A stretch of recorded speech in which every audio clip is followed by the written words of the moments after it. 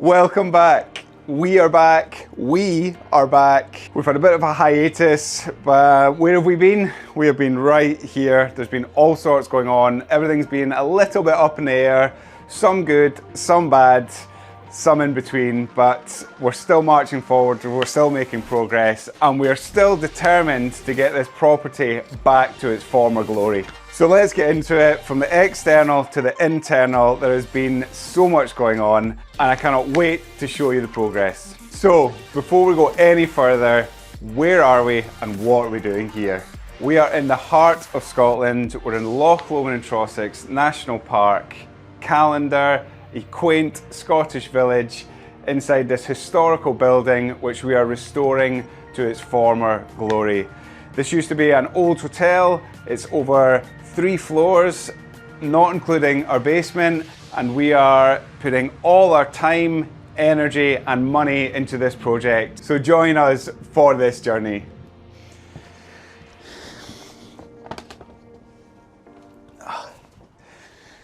So here we are.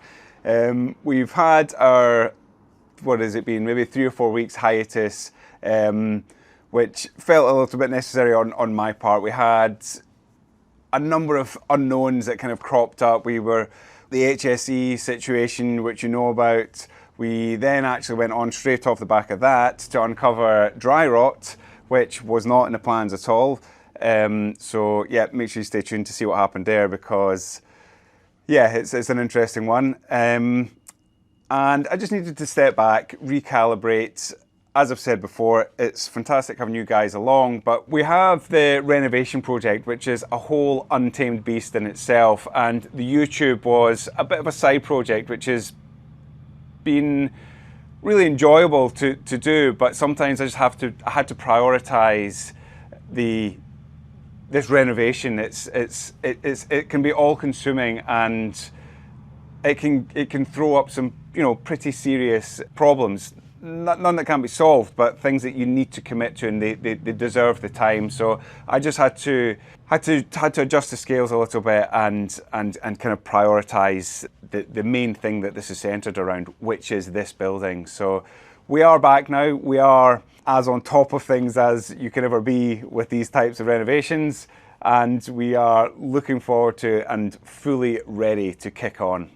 So what have we been up to? We've closed off, very close to closing off, the HSE situation. We've done all the remedial stuff for that, and continuing to sort of liaise with an external health and safety advisor. I have also had a little bit of training on that, so I am Mr. Health and Safety UK now. Not quite. And the main issue has been the discovery of this dry rot. It is rife in here.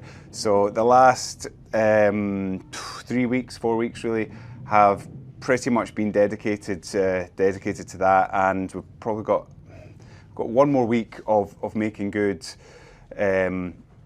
We've exposed all the areas now. There's nothing left to discover. Famous last words, but I really don't think there is anything left to discover on that front. So we've got a bit of a race against time, as we have the specialists coming in to chemically treat it. We need to have all our stuff done first, so the clock is ticking on that, but that has been our main focus. So when I say fungus, I mean fungus. We disappeared for the weekend on a Friday, came back in on a Monday to be greeted by these like hand-sized, almost mushrooms kind of growing out various points of the wall. It was really bad. It was like this sort of bacteria, fungus had just created its own ecosystem and was just feeding off itself. It was like the TV show The Last of Us, it was just creating its own environment and finding its own food sources to continue to grow. So it was pretty shocking. Yeah, as I say, we had these moisture levels as we were drying out. The spores, they need between 20 and 40% moisture levels. Anything below sort of 18%, and it's just not got the right environment for it to grow. And it just, if you have it, it just has the potential to just wreak havoc in your building. Once it finds a food source, being wood, it just works its way through that. It strips the cellulose out of the wood, which is essentially the stuff that binds the wood together, and it just strips it of its structural integrity. And biggest difference, and what caught us by surprise, because we didn't see any of this, is it sort of leaves the wood in these sort of like block-like state after it's kind of chewed through it, and that's when you know you've got dry rot. So this is what dry rot does. It just completely hollows out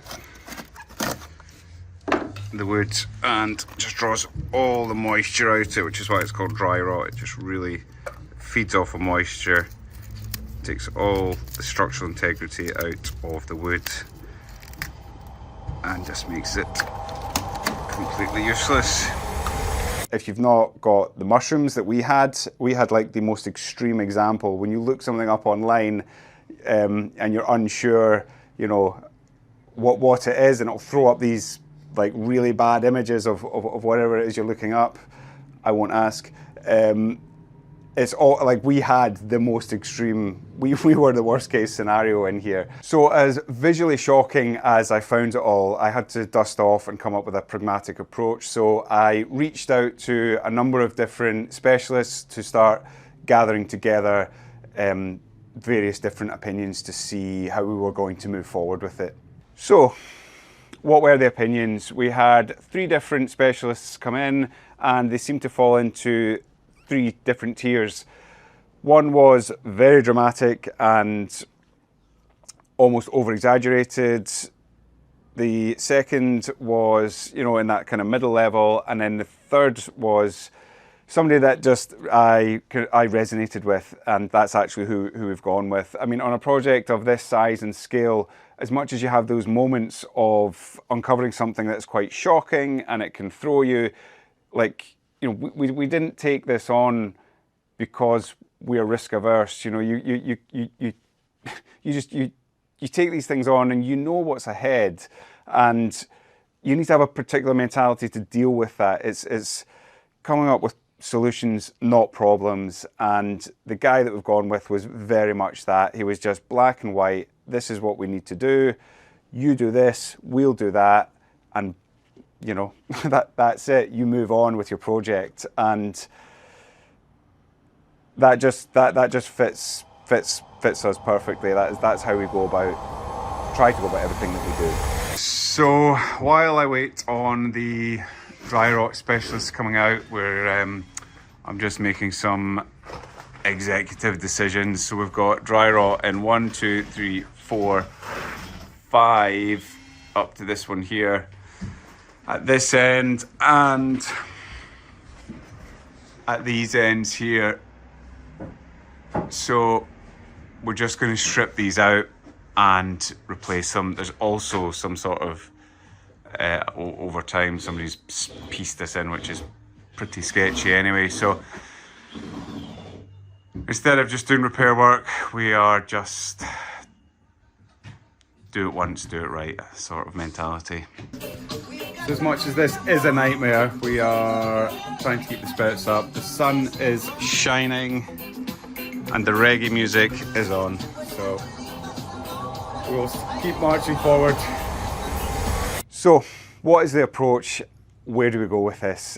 So the specialist that we've gone with, he sort of separated it off into 2 separate job stages. We are doing a lot of the wood repair work, the structural repair work, a lot of the joists that were in the pockets in the walls.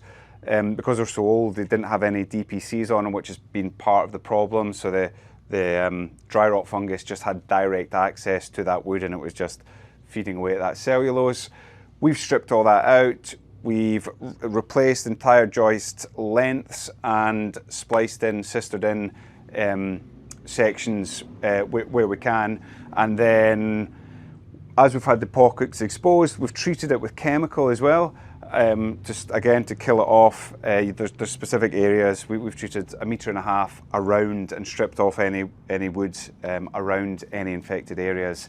That's the sort of general rule of thumb: 1.5 meters from your last infected point.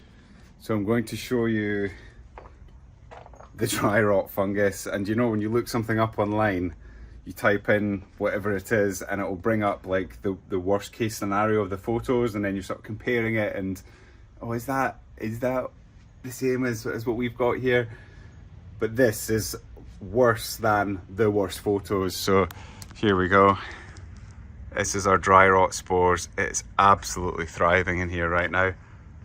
And as I've said before, we have just created the perfect storm here. It was a necessary evil. Fixing the roof just hit those perfect moisture percentages, and as I say, it's thriving. So as bad as it is, I'm just so glad that it's shown itself now, because there was no signs of it. There was none of the old spores on the wall or anything that we'd noticed after stripping out. We knew we had the wet coming through, the dampness coming through.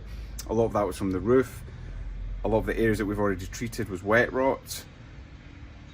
And if we had insulated our new walls, we could have covered it up and never known, and then 6, 8, 12 months down the line, it would have just torn through everything that we'd done. So it's bad. It's a lot of extra work, time and cost. I'm yet to sort of put a firm, or as firm as you can be, but a firm timeline on it and a firm cost on it. But this was absolutely the time to catch this. We can treat this and put it right without too much upheaval. Definitely extra, definitely not allowed for, but it's fixable.